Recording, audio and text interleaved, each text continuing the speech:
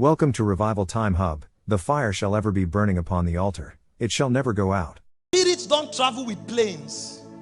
Spirits travel when words are spoken. And so men must understand that every word they speak mobilizes spirits. Your words are spiritual locomotive agencies for spirits. And so a man will not have the activity of spirits around him unless he speaks. And so if you want to see the Spirit of God at work in your life, then you need to know how to talk the Spirit of God to work. If you want to see demons at work in your life, which nobody wants, but that's what they do, is to talk things that transport demonic spirits. Because whether you like it or not, so long as you begin to speak, spirit begins to travel. In Ezekiel chapter 2 verse 1 and 2, the prophet stood before the glory of God. He saw the brightness, he saw the excellency, he saw the splendor. In fact, he saw the cherubims. The excellency of what he saw was so much that he fainted. But with all of the activities that were happening, the Spirit of God didn't move. So you can come under a very intense atmosphere, the Spirit will not move. You can see the glory of God and faint under the power, the Spirit didn't move. The man was on the floor as a dead man after having seen the glory of God. And suddenly, he said in verse 1, he said, and he said unto me, Son of man, stand upon thy feet, and I will speak unto thee. And the next thing we heard was, he said, and the Spirit entered into me when he spake unto me. The moment words are spoken, spirits travel. What I'm saying here, spirits are moving. You may not feel it. After 2 hours or an hour plus, you will suddenly notice that the energy will change. Because the activity of spirits will become intense.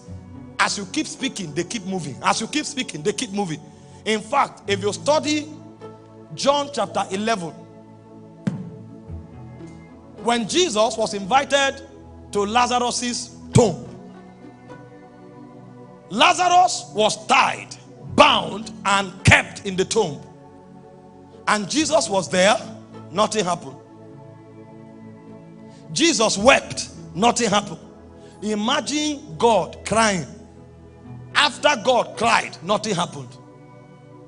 And that weeping was not a joke. He wept bitterly, nothing happened. So you can cry over your situation as much as you want, nothing will happen.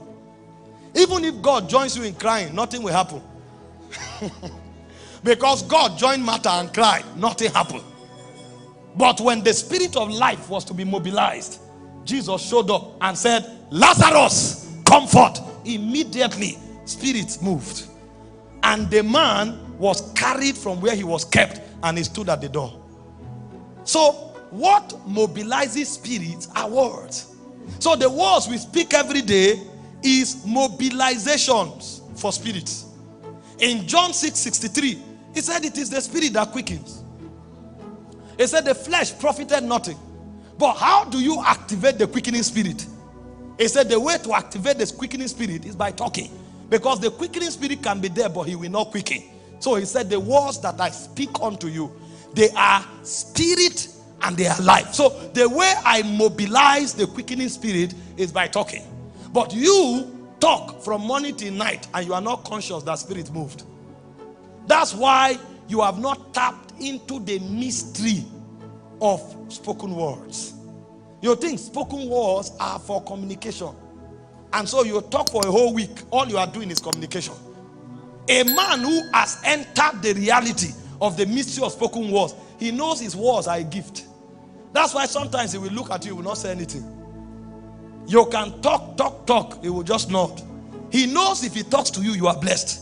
You will think it's pride, but he knows something. Have you not seen? Somebody shared a testimony. He took a huge sum of money.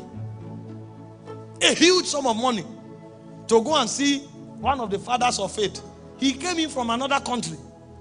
He waited from morning to evening, only for them to tell him, sorry, you can't see God's servant today. And the truth is, God's servant was busy. Because since he came and sat outside, God's servant was in the office. And so when they were closing the office and asked everybody to leave and come tomorrow, he had to return to his country. Frustrated, he was just walking away. And to his dismay, not up to 5 minutes, God's servant was driving past. And he wind down. My son! The guy turned. What is the challenge? He knelt down and said, I came from Sierra Leone. My ministry, I've been struggling. Nothing is working. I make flyers every week. Nobody comes. I do publicity and radio jingles. Nobody comes. I go live on the internet. Nobody's watching. And after putting all the labor of fasting and prayer, I come to church, talk to myself and my wife. I'm tired. And God's servant looked at him. Go forward. That's all. Go forward. That's all. The man returned to his country the next Sunday. In fact, he came back Saturday night, so there was no time for mobilization. And when he entered church on Sunday, as opening prayer was going on, all the seats in front were filled. He now knelt down and began to ask God to help him. He has been shouting there since. But a man who has a mystery spoke. Without flyers, without radio jingle. How did the people come? What brought them?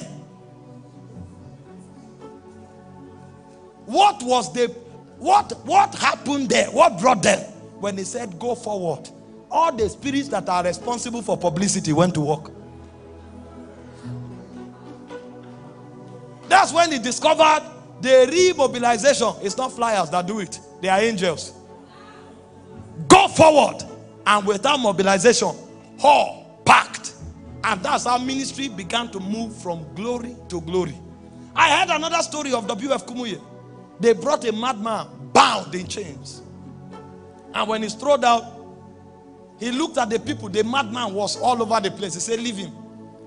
So the pastors thought he was talking to them. They now said, he's violent. If we leave him, he just smiled.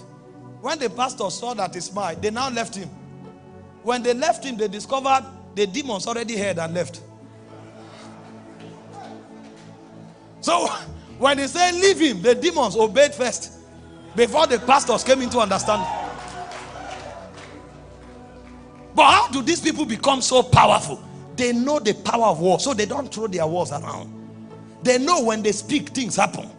When they speak, people are blessed. When they speak, spirits obey. Because it is a mystery in the spirit. Men who struggle, they don't know that wars mobilize spirits. That's why they talk anyhow. The moment you come into this understanding, your wars become few. Because you know your wars mobilize spirit. And you want to be careful the spirit you are mobilizing. That's the first mystery of spoken words. There are persons that have mobilized spirits against their own progress by the things they said. Nothing is working.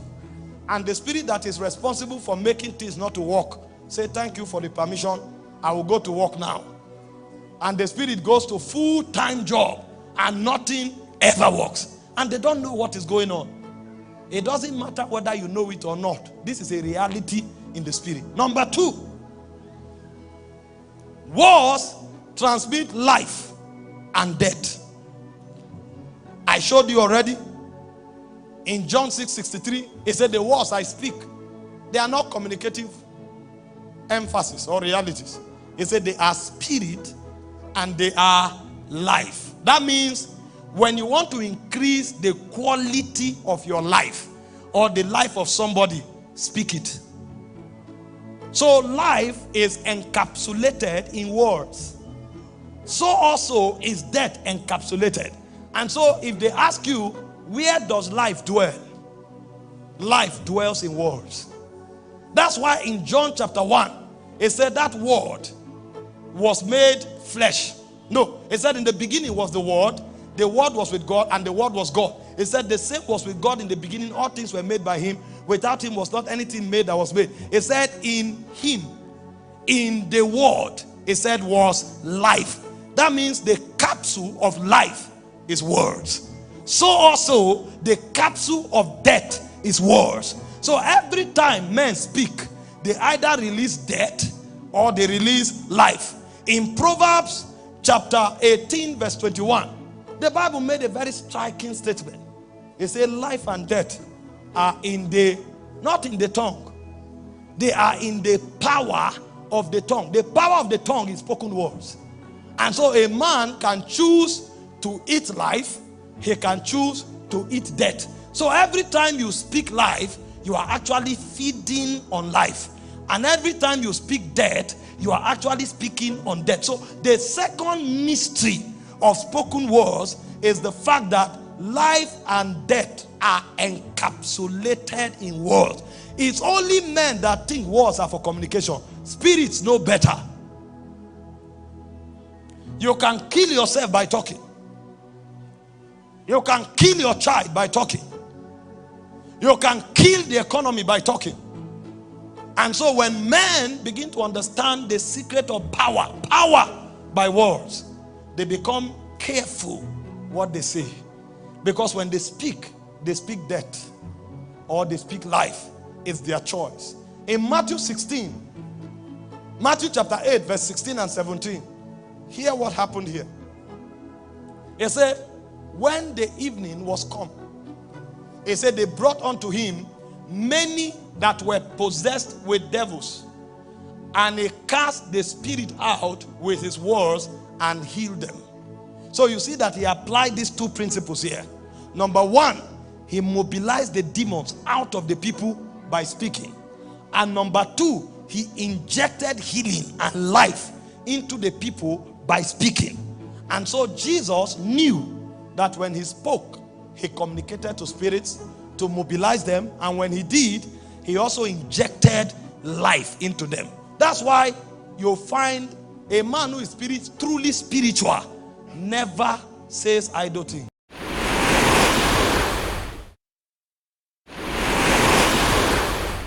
Thanks for watching Revival Time Hub.